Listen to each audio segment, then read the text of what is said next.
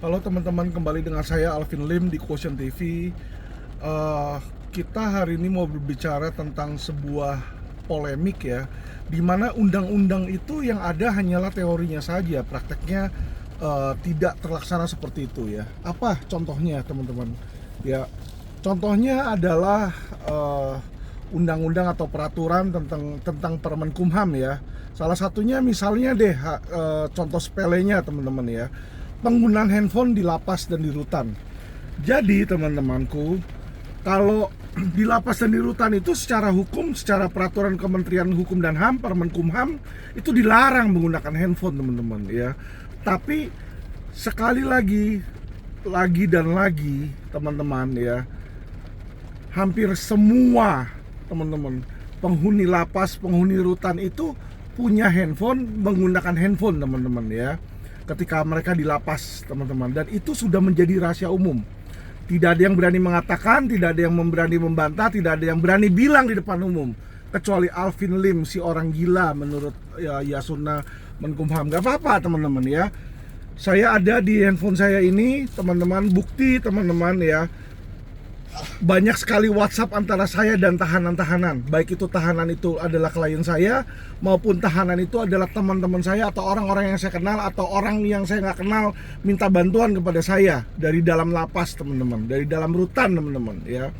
Jadi teman-teman, untuk apa ada peraturan yang kasar ngomong, peraturan banci, peraturan mandul teman-teman ya. Mendingan itu dihapuskan saja. Kenapa? Karena aturan itu dibikin Permenkumham itu untuk jadi sarang dan sarana pemerasan teman-teman ya. Jadi orang bisa diperas oleh sipir untuk masukin handphone bayar, nanti ada sidak ya, ada sidak, dirampas dulu handphonenya, mau tebus bayar 500.000 apa 1 juta tergantung merek handphonenya ya kan. Jadi hal-hal seperti itu teman-teman malah menjadi dosa, malah menjadi perbuatan melawan hukum. Daripada menjadi perbuatan melawan hukum, usul saya adalah udah disahkan saja, nggak masalah tahanan itu pakai handphone. Mereka mau ngapain? Emang pakai handphone juga mereka telepon keluarga, mereka nonton YouTube, mereka nonton film, mereka dengerin musik ya. Karena kenapa teman-teman ya? Satu-satunya kesengsaraan di dalam penjara itu adalah kebosanan. Karena mereka punya waktu yang tadinya sibuk bekerja, tiba-tiba mereka punya banyak waktu untuk nganggur, dan mereka bingung gimana cara ngabisinnya. Itu aja sih kalau saya lihat ya. Nanti cuma tinggal dibikin aturan, kalau disalahgunakan handphone tersebut, penggunaan handphone tersebut ya sudah, tinggal nanti di orang itu bisa didisiplinkan lah kalau dia penyalahgunaan. Tetapi saya rasa kalau penggunaannya untuk normal ya, daripada teman-teman menjadi apa namanya ya, menjadi sarang untuk mafia, menjadi uang perasan, uang mafia ya kan, lebih baik uang itu disumbangkan untuk negara. Maksud saya adalah, oke, tahanan, lo ada 3.000 tahanan, 2.000 mau pakai ya kan, suruh bayar 1 juta misalnya. Bagi mereka yang mau menggunakan handphone, saya yakin mereka bayar ya. Itu udah berapa? 3 miliar itu ya toh, satu lapas. Kalau ada puluhan lapas, sudah berapa revenue untuk negara ya. Jadi sebenarnya ini teman-teman adalah apa? Ya aturan yang nggak ada gunanya, dan aturan yang cuma untuk memperkaya oknum ya. Mohon maaf, mungkin saya punya penilaian ini kontroversial ya. Karena kenapa? Kenyataannya handphone ini sudah digunakan oleh seluruh tahanan dan seluruh penghuni lapas teman-teman. Ya, jadi untuk apa main umpet-umpetan dan memperkaya lapas di situ, memperkaya oknum-oknum ya lapas? Lebih baik uangnya itu kasih untuk pajak negara, dan uang itu mereka tahanan itu bayar untuk apa? Uang tersebut ya bisa untuk masyarakat yang membutuhkan teman-teman, dalam bentuk pajak misalnya ya. Itu saya sarankan sebaiknya seperti itu aja. Sebenarnya Indonesia gampang sekali untuk keluar dari hutang ya. Kalau kita perbaiki hukum-hukum seperti itu yang tadi saya bilang seperti itu teman-teman, saya yakin teman-teman, dalam waktu singkat Indonesia akan maju, negara Indonesia akan maju teman-teman ya. Ini banyak sekali teman-teman, saya bisa kasih contoh teman-teman ya, dimana ini tahanan-tahanan teman-teman. Ini saya WA-WA-an ya kan. Ini saya lagi WA nih, saya tanya apa kabar di sini kan. Oh, ibu bla bla bla bla bla, ada jawabannya nih yang putih yang hijau ya. Ini saya WA dengan tahanan-tahanan teman-teman ya. Ini dengan salah satu klien saya nih, contohnya yang ada di lapas Salemba, ada di Rutan Cipinang, ya kan. Dia minta surat kuasanya. Ini orang sedang ditahan teman-teman ya.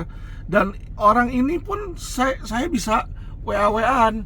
Dia bilang, saya nggak mendudukan apa-apa kok di situ. Iya, oke, bro, kalau udah transfer info ya. Saya bilang, oh sahabat pengadilan, kamu mau berapa organisasi? Nah, jadi ini kalau teman-teman lihat ya, ini adalah bukti WA. Jadi Pak Yasona Lawli ya, halo Menkumham, ini pesan dari orang gila Pak Menkumham ya, baiknya dihapuskan saja itu Pak Menkumham ya. Pak, kalau Bapak nggak tahu ada handphone di lapas Pak, sekali-sekali sidak nanti ajak saya ya Pak di situ Pak. Tapi kali ini kalau sidak Pak, jangan kasih tahu dulu Pak ke lapasnya Pak, karena kalau kasih tahu apa, dia umpetin dulu Pak handphonenya. Ini semua handphonenya mereka online loh Pak ya Pak. Apa perlu saya telepon salah satu di depan Bapak di situ kan? Ya nggak, kan lucu Pak ya.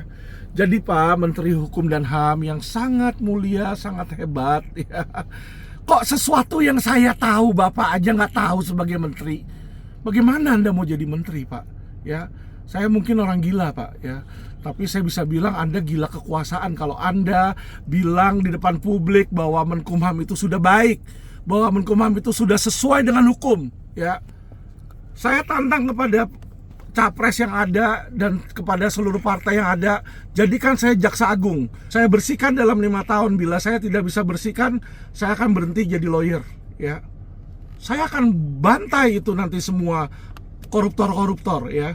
Karena kenapa? Saya berani Pak ya, mau itu Kapolri, mau itu kejaksaan, mau itu jenderal bintang 10, kalau dia melanggar hukum saya labrak ya kan. Saya yakin kok Kapolri manapun, ketua KPK manapun, jaksa agung manapun tidak akan berani seperti itu ya.